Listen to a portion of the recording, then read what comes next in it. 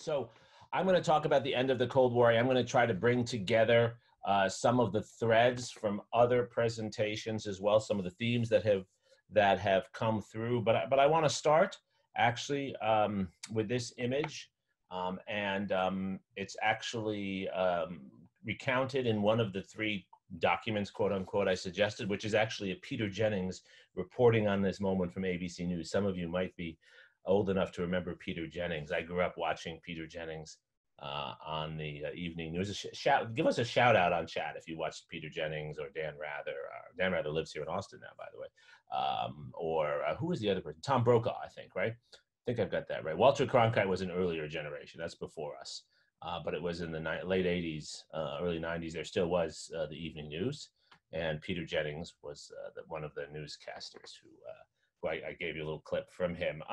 This is the coming down of the Berlin Wall.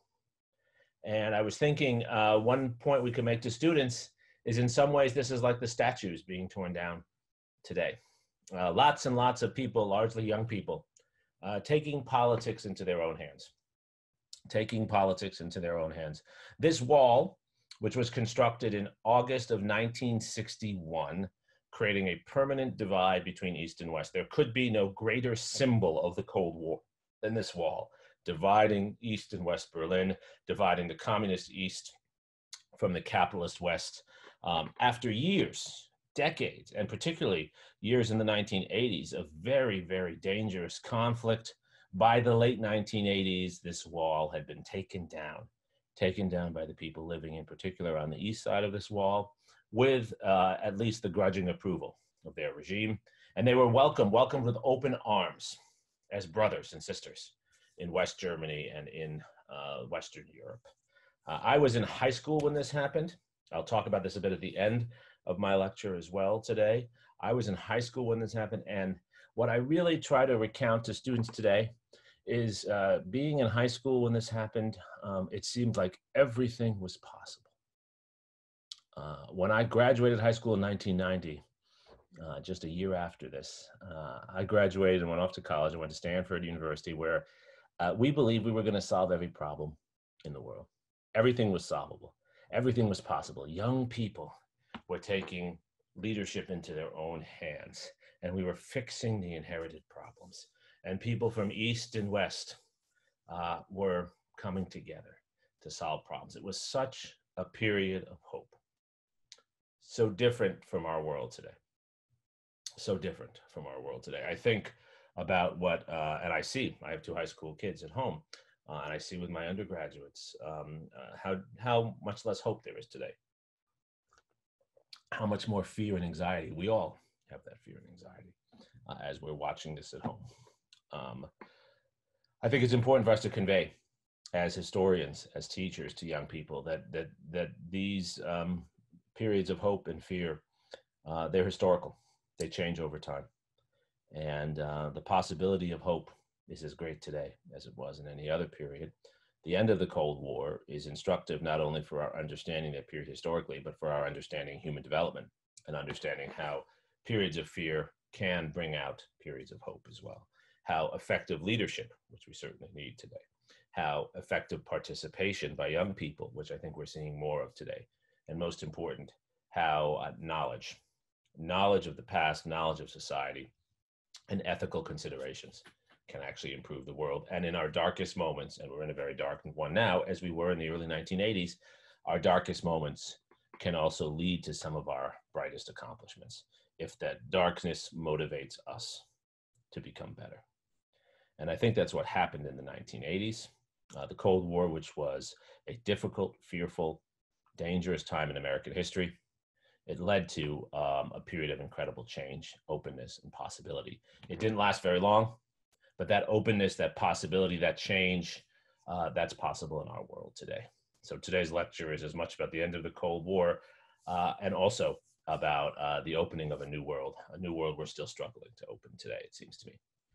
I want to talk about three topics. I want to start us with Ronald Reagan, who hasn't come up too much. He came up a little bit yesterday with Bill Brands. I want to talk a little more about Ronald Reagan in the 1980s and what led to the end of the Cold War and the role Reagan had. And a spoiler alert, I'm not going to say Reagan was responsible for the ending of the Cold War, but second spoiler alert, I'm not going to say he was irrelevant. I'm going to argue that leadership matters, but leadership has to play a complex role, and effective leaders change themselves. And it was Reagan's ability to change who he was, to adapt to the circumstances around him, to become a very different Ronald Reagan by the late 1980s than he was in the early 1980s. That change in Reagan is crucial to what we're talking about here, and was part of the hope that was created during that moment. I'll talk about Gorbachev, the Gorbachev generation. It's ironic that Sam had a Russian joke for us, because we do have a lot of Russian today. I even have some Russian vocabulary for you that we'll get to. We'll talk about Gorbachev, where Gorbachev came from, and how he contributed to this process, how crucial he was, but how embedded he was in the themes that we've discussed in this course. And then we'll come back to the end of the Cold War, and I will tell you exactly when the Cold War ended, why it ended, and what we can learn from that going forward. And then we'll have lots of fun after that, talking about the documents and various other things. So Ronald Reagan was elected president in 1980. He had been a prominent figure in American society for quite some time. He had been a prominent figure as an actor, but not really as a star, more as a prominent figure among actors. He was the president of the Screen Actors Guild that puts on the annual, I always forget if it's the Academy or Oscar Awards. All I know is it's a show that my wife and daughter watch. It's very gendered in our house on this one. And they seem to be watching for the clothing more than for what the awards are about. It seems to be about what people wear. I have no idea. I'm usually trying to work in another room, so I have no idea what actually this is. Reagan was the president of the Screen Actors Guild. He was infamous, connecting his story to what David Oshinsky talked about on Tuesday. He was infamous for, during the McCarthyite period, actually cooperating with McCarthy's committees and naming names of alleged communist sympathizers in Hollywood. He had also been involved in advertising for General Motors and General Electric in particular. And then he was governor of California, elected in 1964, ran for president, actually considered running for president in 1968, 1972, and then 1976, almost defeated Gerald Ford for the Republican nomination. He was considered a far-right figure. He became president in 1980. And when he became president in 1980, this cover from Time magazine gives you a sense, maybe we'll see this kind of cover again soon, a sense that there was a fresh start coming to the United States, that after a decade and a half of internal turmoil around race issues, internal turmoil around anti-war issues, internal turmoil around gender and cultural issues, and economic difficulties, and most significant of all, foreign policy difficulties in Iran and Afghanistan. We talked about these issues with Marianne Heiss, that there was now a chance to start anew. That's what Reagan offered, a fresh start. That's what people looked to in Ronald Reagan in 1980, and what turned into a big landslide victory for him over the incumbent president, Jimmy Carter. Let's say a little bit more about Reagan's background. He was born in Dixon, Illinois, and the radio was crucial to his coming of age as a figure in American society. If you think about Ronald Reagan, you have to think about the radio. He traveled from Dixon, Illinois, soon after graduating college, to Des Moines, Iowa, and he was a sportscaster. Many know the story, for WHO in Des Moines. He would get telegraph accounts of baseball games and other sporting events, and he would actually do the play-by-play and often would have to make it up because the telegraph was too slow or not getting him the information that he needed. From radio, he made his way to Hollywood, and as I said before, became really a B-grade actor in Hollywood. It's important, though, to point out that Reagan was a child of the Depression. He and George H.W. Bush, actually, are the two last presidents from that silent generation, as it's called. Bill Clinton is the first baby boomer president, and George W. Bush is also a baby boomer president. That's really significant to think about, actually, the generational differences. Reagan and Bush Sr. were silent generation presidents who came of age in the Great Depression. The hero of Reagan's young years and the hero of his entire career was Franklin Roosevelt. Franklin Roosevelt. Of course, they differed on party over time, but Reagan always said, and he in fact said this at the very end of his presidency. He gave his second to last speech as president up at the Franklin Roosevelt Presidential Library in Hyde Park. For Reagan, Roosevelt was the person who offered hope. He helped Americans, in Reagan's words, to see the better angels in themselves, paraphrasing Lincoln. He helped them to see that they could be better, that there could be, as he argued in 1984, a new morning in America, a new morning in America, even in our darkest days.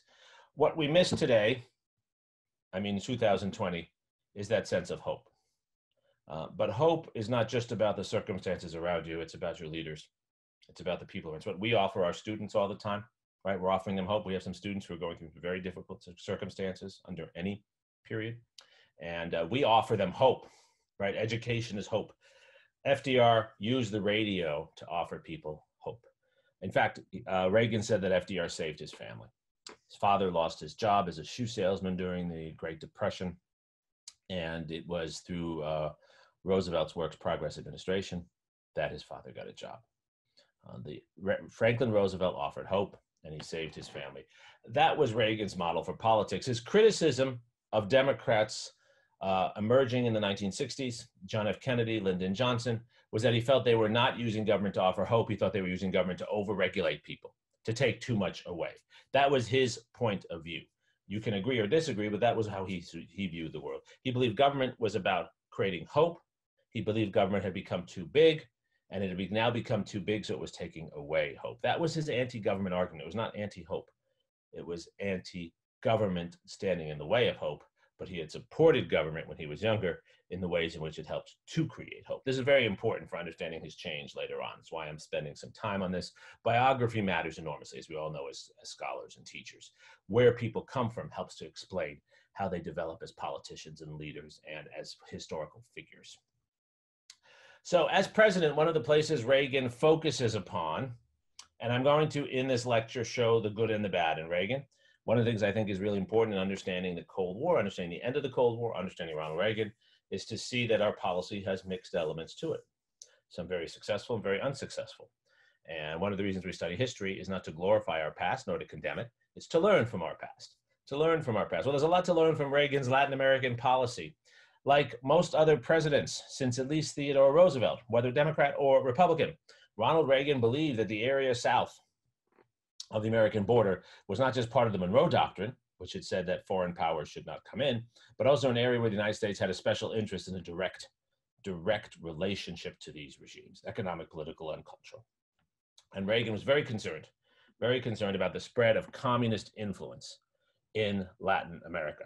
He believed, and this was one of the points he campaigned on in the late 1970s, that the United States had become too weak. We were too focused on our internal troubles, too dependent upon oil and resources from other countries, and we were allowing the Soviet Union and its Cuban allies in particular to get too strong, to expand their power. That's how he explained what happened in Afghanistan. That's how he explained what happened in Iran. That was not communist organized, but he believed that was a sign of American weakness, and it was happening in our backyard. During the 1970s, particularly in Central America, a number of regimes came to power, or a number of movements were formed with some Cuban connections, but often that was a secondary issue. Sometimes it was a primary issue. These movements were seeking to separate the region more from the United States to provide more independence. You will know that through the early 1970s, there were dictatorial regimes throughout Latin America. What you saw in the mid-1970s was an effort by many regimes, many people, to sort of break away from those kinds of regimes. And Reagan was particularly concerned about the rise of a number of movements, the Sandinista movement in Nicaragua being one of them, that were coming to power in Central America, near the American border, bringing what he saw as communist influence. And these areas were not the most crucial for American trade, and they really didn't jeopardize American security. But they were important, he believed, for American leadership in the world. We had to show that we were spreading our vision of capitalism, our vision of good government in these areas. And so he invested heavily in a renewed effort to eliminate communist influences close to the United States, criticized the Democrats for allowing these influences to fester, and began a process of pushing very hard. This was the first Reagan doctrine. The Reagan doctrine articulated in the early 1980s is that there would be no communist regimes growing in any way in America's backyard, in this region. And as part of that doctrine, the United States increased its support to anti-communist forces. Following the influence of Jeane Kirkpatrick, who was Reagan's ambassador to the United Nations, she had written a famous article in 1979 saying that authoritarian regimes were better than communist regimes. It was called Dictators and Democracies. And her argument was that communist regimes were worse. Communist regimes spread, they expanded, they attacked basic human dignity, whereas authoritarian regimes could be reformed. This cartoon captured the criticism of this. I love this cartoon. Often cartoons offer the best critique. If you've seen any of Thomas Nast cartoons from the late 19th century, you can see that this is a kind of, I think this is almost Thomas Nastian in a sense. The gentleman with his belly hanging out says, "See, President Duarte, you can tell them in Washington that El Salvador continues to move steadily toward democracy." Reagan called the Contras and the Duarte regime in El Salvador and others, he called them the moral equivalent of the founding fathers, that these were freedom fighters fighting against communism. In reality, they were not. In reality, they were thugs who were anti-communist, but who were responsible for at least as many human rights violations as the communist regimes they were fighting against. And I like this little bit on the bottom right of the cartoon. I just have to move my screen away so I can read it. "We are winning the hearts and minds of the moral majority." What Reagan encountered in Latin America was the complexity of anti-communist foreign policy, particularly in the late Cold War, a complexity that had been criticized by protesters in the 60s and 70s, which was that in a world where your focus was on anti-communism, oftentimes the pursuit of anti-communist regimes led to something even worse, or at least equally bad. Anti-communism was not a sufficient litmus test for determining whether a regime should get support from the United States, but it had become this litmus test. And in fact, the United States, under Reagan's leadership in the early 1980s, as it ramped up its defense spending, it put more and more effort into fighting communism, more and more support into these kinds of authoritarian, thuggish regimes. And if you talk to anyone who lived in the region at the time, or anyone who studies the region, this is remembered. This is not forgotten. This is part of Reagan's legacy. In the region, it's not unique to Reagan. A similar argument could be made about John F. Kennedy and Lyndon Johnson. So these are not unique developments, but they became hyper present in Reagan's period of leadership. This was part of being tough. This was part of being strong. Reagan also spent a lot of money. He spent a lot of money. Now, this had two effects, positive and negative. The positive effect of this was that in the early 1980s, the United States was in a massive recession. Some of you might even remember that. A massive recession that was a consequence of policies that Reagan had not made. It was an inherited recession. It was a recession due to, number one, a longstanding energy crisis of American overdependence upon energy resources, particularly oil from the Middle East, which had given rise to the original energy crisis of 1973 around the time of the Yom Kippur War, but another energy crisis in the late 1970s. Rising oil prices were raising prices for everything. You had massive inflation that was double digits in the United States at the time. It's hard for us to imagine that we have such low inflation in recent years. Let's hope it stays that way. This was a period of very, very high inflation. And second, it was a period when American resources, American innovation didn't seem to be what it once was. American cars were losing market share at home and around the world to Japanese and German vehicles, but particularly to Japanese vehicles. Japan, as a manufacturing juggernaut, was rising, and the United States seemed unable to compete.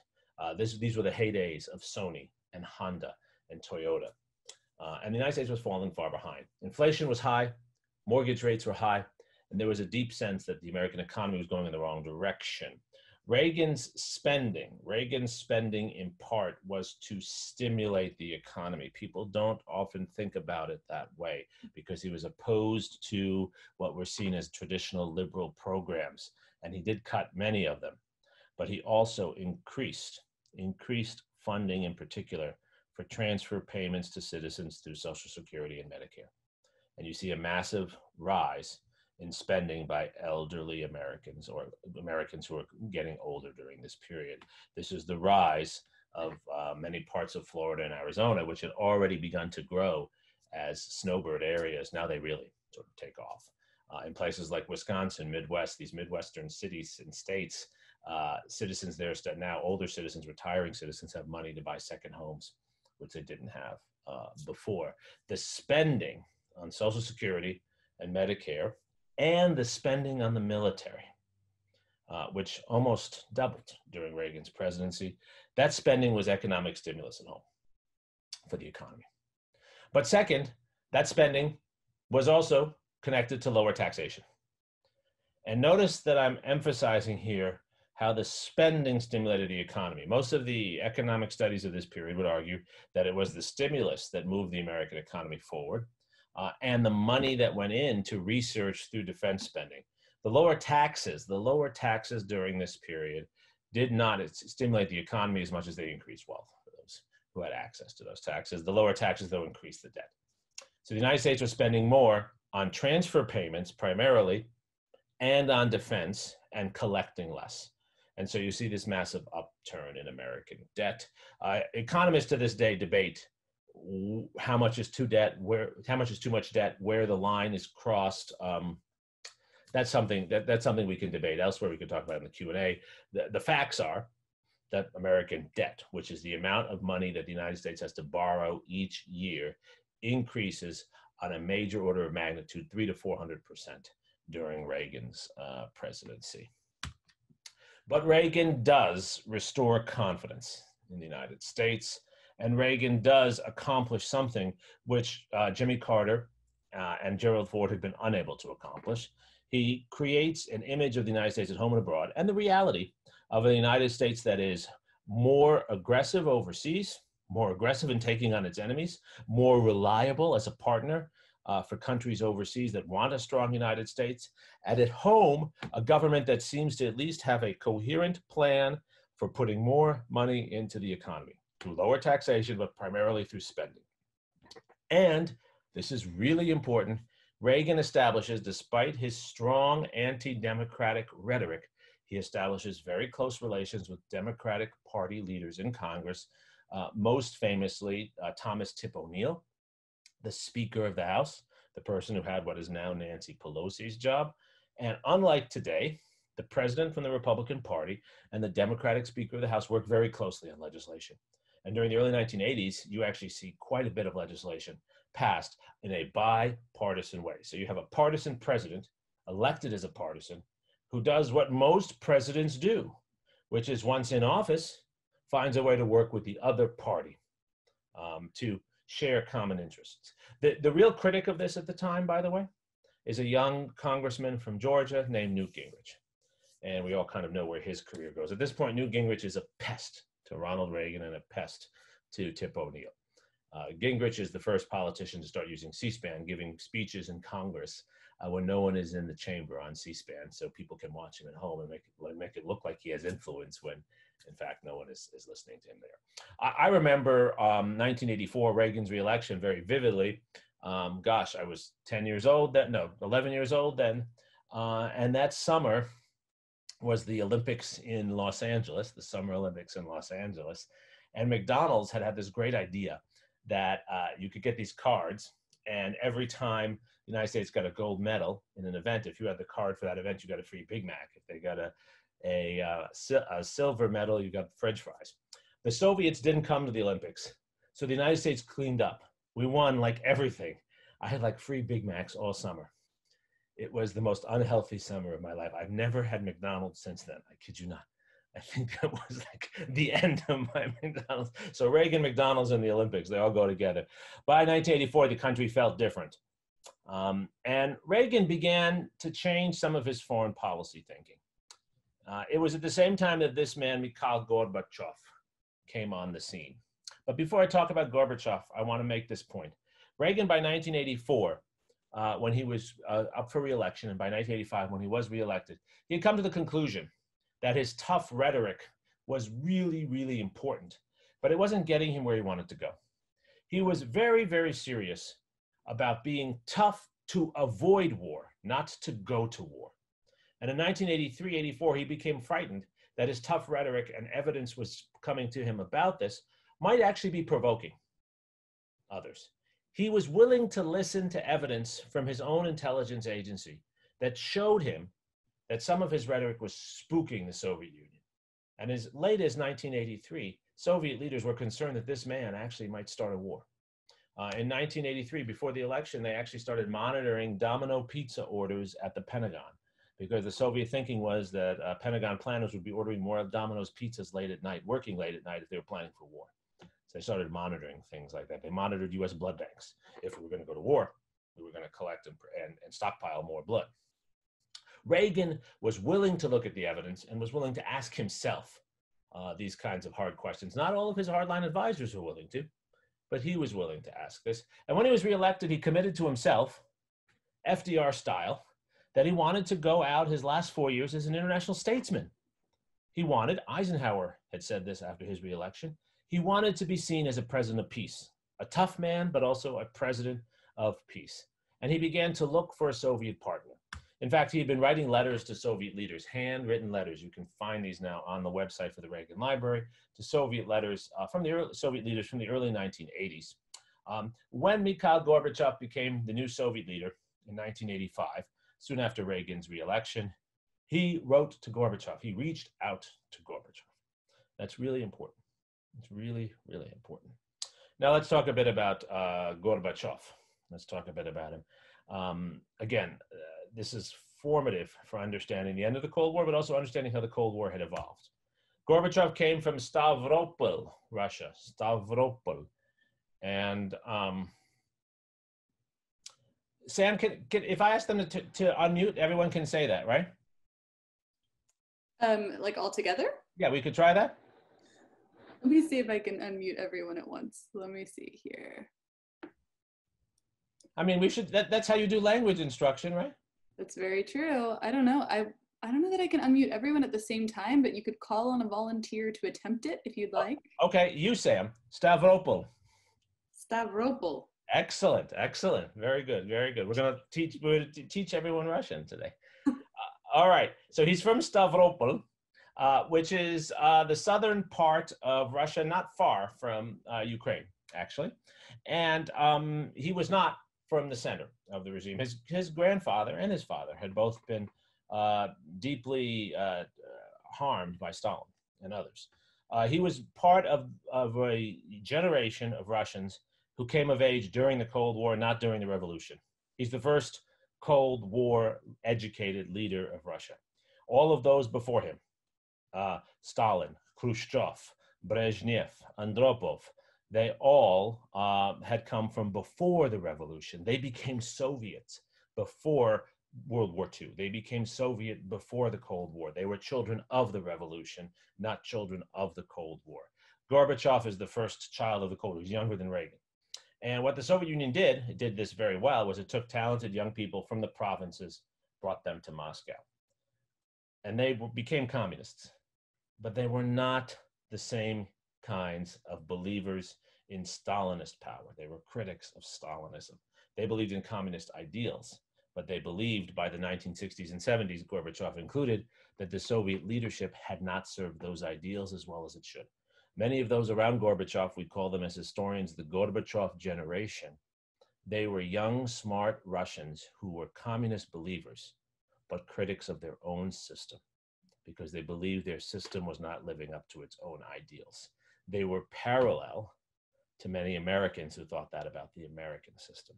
Just as many Americans came of age in the 60s and 70s, and many are coming of age today as patriotic believers in our country, but also believers that our country is not living up to its ideals. Gorbachev was part of a generation in Russia that felt that way as well. And Gorbachev, when he came to power, was eager eager to reform the Soviet Union. And he went through three phases of doing this. And we will see an overlap with Reagan appearing very soon. Imagine this image. You have the United States going through these changes under Reagan. You have the Soviet Union going through these early changes under Gorbachev, and they're going to come together around these changes. Part of the point here is that societies that have long been at war with one another can find new common ground as they seek to reform themselves internally. That's the way I think of US-China relations today, by the way. So the first period of Gorbachev's leadership was 1985 to 86, his first year. This is the period he calls acceleration, uskarenia. You want to try that, Sam? Uskarenia? Uskarenia? Good. How am I doing? Okay. You're doing pretty well. You're doing pretty well. You better be ready, Liz. You're next. Acceleration. Acceleration. During this period, what Gorbachev does actually has very little to do with the United States. His first year, what he seeks to do is actually get the corruption out of the system and increase the use of Soviet resources to produce economic goods at home. The Soviet Union is so far behind its Western counterparts in the consumer goods that it produces. He seeks to show he can catch up. He also, in Afghanistan, surges. The concept of a surge actually comes in many ways from this. He seeks to actually send more force in to win the war in Afghanistan quickly and get out. But what he finds very quickly is that this doesn't work. This doesn't work. There aren't enough resources. The system is too corrupt. It's much too broken. It needs much more reform. He's got to get the old people out who are too committed to the old ways of doing things. And he's got to expose the corruption. And the best way to do that is to open up the system. In addition, he needs to eliminate the excuses for bad behavior, many of which are about conflict with the United States and the West. So that's when he enters this period, 1986-87, of, many of you remember this term, openness in Russian, glasnost. Liz? Glasnost. Good, good. Хорошо, очень хорошо. All right. So during the period of glasnost, the Soviet Union under Gorbachev actively seeks out now new connections to the West. He wants to open up the regime, and he wants to find ways to bring in ideas from outside. He's fascinated by the emerging technologies in Silicon Valley and elsewhere that are just sort of coming online at this point. There's actually a discussion he has with Secretary of State George Shultz, where George Shultz brings him a floppy disk. You know, remember those like square, rectangular floppy disks? And Gorbachev is fascinated by this. How does it work? How do you make it? How can we start doing this in our society? And he looks to allocate resources that had been devoted to the military to now put them into the economy. He wants to make the Soviet Union a more modern economy, and he needs resources. This is where that argument about the United States spending the Soviets into the ground comes from, right? In part, right? The argument's often made the United States spent so much money the Soviets couldn't keep up. It's oversimplifying it. It's more that the United States and the Western economies had so many more resources. We could invest in the military and invest in consumer technologies. The Soviet Union did not have enough resources to do both. When Gorbachev decided that he wanted to invest in a consumer economy, he had to move the money out of the military. That's the way to think about it, right? And you see this immediately when you look at how many more resources the United States and the West had relative to the Soviet Union and the East. It's during this period that Gorbachev really begins to reach out to Reagan. And here's the important point. Reagan, from very early on, reciprocates. And he reciprocates not because his closest advisors tell him. In fact, most of his closest advisors, including Robert Gates, the director of the CIA, tell him not to. As late as 1988, Robert Gates tells Reagan that Gorbachev is the wolf in sheep's clothing. But Reagan is looking in his second term for a partner. He believes Gorbachev is different. He values his personal interactions. He even begins to read about Russia on his own and brings in a series of Russian popular historians, Suzanne Massey's one of them, to tell him about Russia. Reagan takes a personal interest in this. He's no expert on the Soviet Union, but he takes a personal interest in this, and he makes a personal commitment. It is not Reagan, the tough guy, that makes the difference here. It's Reagan, the negotiator. It's Reagan, the thinker. It's Reagan, the man who's committed to peace, not an empty peace, but a real agreement. He believes that the Soviet Union has been poorly served by its leaders, that Russian people are not bad people. He reads a lot about Russian society, in fact, and he comes to believe that Gorbachev might be the kind of Soviet leader that could be different. That could be different. By 1988, Gorbachev is incredibly eager and keen to form agreements with the United States, because he's undertaking a major restructuring of society. And now he doesn't only need to allocate money from the military to the civilian area, he needs to fundamentally reform the society. He wants to reduce the power of the military. He wants to get all the old generals out. He needs Western help with that. He even needs Western money. And West Germany will be a source of Western capital. They will actually lend money to the Soviet Union during this period. That's the period of perestroika. Perestroika. Brian, you want to try perestroika? Is Brian there? You might have to call on Marissa. It might be Marissa's turn. Oh, is it Marissa's turn? I'm sorry, Marissa. I can't leave you out. Marissa. Let's see. Perestroika. That was very good. Отлично. Отлично. I know. Thank you. Спасибо. Спасибо. Отлично. Excellent. Excellent. Thank you, Marissa. So that's what's happening during this period. The point here is you have major changes in the Soviet Union that have in part been motivated by US policy, but it's actually changes happening in both societies and leaders coming together around these changes. That takes us, ladies and gentlemen, to the end of the Cold War. We could talk a lot about the nuclear arms agreements. We could talk about a variety of other things, but this is the moment the Cold War ends. Reagan had met with Gorbachev in Reykjavik in 1986. Bill referred to this yesterday in passing. And they began a serious discussion of nuclear arms reductions. They even started talking about eliminating all nuclear weapons. 1987, they met in Washington, and some of the first treaties, the INF Treaty, which Bill referred to as well, and the beginnings of the first START Treaty came into shape. These were the first major reductions in nuclear weapons that had occurred in the Cold War. But it wasn't the weapons that mattered as much as it was the relationship that was being built. In 1988, Reagan went to the Soviet Union and met with students at Moscow State University, Moskovsky Государственный университет, spoke to students there. He was asked if the Soviet Union was still an evil empire, and he said that was a different time and a different place. And in December 1988, Gorbachev came to New York. Or as we said, when I grew up in New York, he came to New York. And when he came to the city, when Gorbachev came to the city, he did what no one ever imagined a Soviet leader could do. He went to the United Nations. This is the day Robert Gates also says that he finally believed Gorbachev was serious. He went to the United Nations, Gorbachev did, and he announced that the United States and Soviet Union had entered all these agreements, but now they had gone beyond that. They had built trust. And he was going to unilaterally take 25,000 tanks and 250,000 soldiers out of Eastern Europe, unilaterally. He was going to unilaterally withdraw from many areas of contention. Why was he going to do this? Why was Gorbachev going to do this? Again, because he wanted to restructure his own society, but he said he could do this because he trusted the US and he hoped the US would follow. After that speech at the UN, which blew people away, you could no longer believe what you believed before. Gorbachev went to Governor's Island, that's where he is here, and he met with President Reagan. They had now become actually close friends. You have the account, it's one of our documents, of their meeting. And there he is with George H.W. Bush, who was vice president, but had also now become president-elect. This is December 1988. George H.W. Bush has just been elected.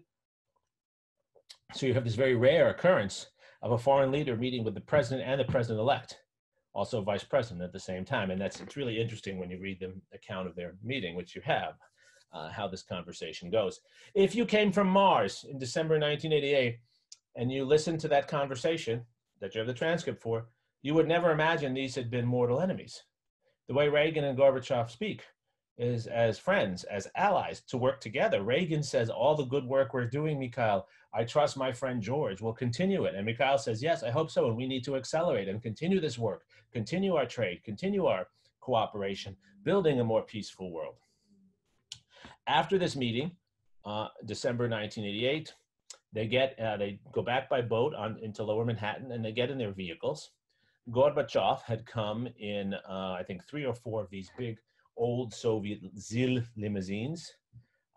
And the limousines drive through Manhattan. I was in high school at the time. I used to take the subway to Stuyvesant High School. I came out of the subway.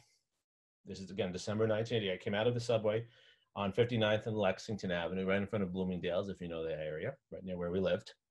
And the streets were lined with New Yorkers, and not with bums, with people, you know, in suits, ties, people who come from work, bankers, accountants. The streets were just lined. And at first, I couldn't figure out what was going on. I thought, you know, was there like a special World Series the Yankees had won? What happened? It became evident immediately that people were lining up to see Gorbachev. And what he was doing, again, you can't imagine Stalin doing this. As his motorcade went down Lexington Avenue, he was stopping every now and then and getting out of the car and shaking hands. So I was standing there on 59th and Lexington Avenue, and the ZIL limousines came up, and I had my backpack on. I'm pushing my way to the front, and the ZIL limousine stops, and this man with the scar on his forehead steps out, comes over in this direction. I'm standing there, my gosh, and he says, "Jeremi, I've been looking for you." No, he didn't say that. He literally reaches out, and I reach out. There, like everyone, it's a scrum around him. Bruce Springsteen is standing in front of us, is what it feels like. It was extraordinary. And as a 16-year-old,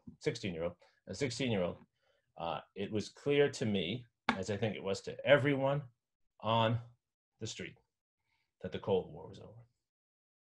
It doesn't mean all problems between the US and the Soviet Union were over. But if the leader of the enemy was that popular, if people were that eager to treat him like a rock star in the United States, how could we continue this conflict in this way? How could you believe they were out to destroy us? How could you believe we had to do all the things we were doing because they were out to destroy us? The Cold War was over. Conflict remained, but the Cold War was over. That fear was gone. And what had replaced it was hope. What had replaced it was hope at that moment. And I think that changed everything. The fall of the Berlin Wall follows from that for the same reasons. It's what I felt. It was what these long-suffering citizens of East Germany felt, and Hungary and Poland, and soon Russia itself, which was that if you didn't have to fear the Soviet leadership anymore, you didn't have to make all the sacrifices that came with that fear.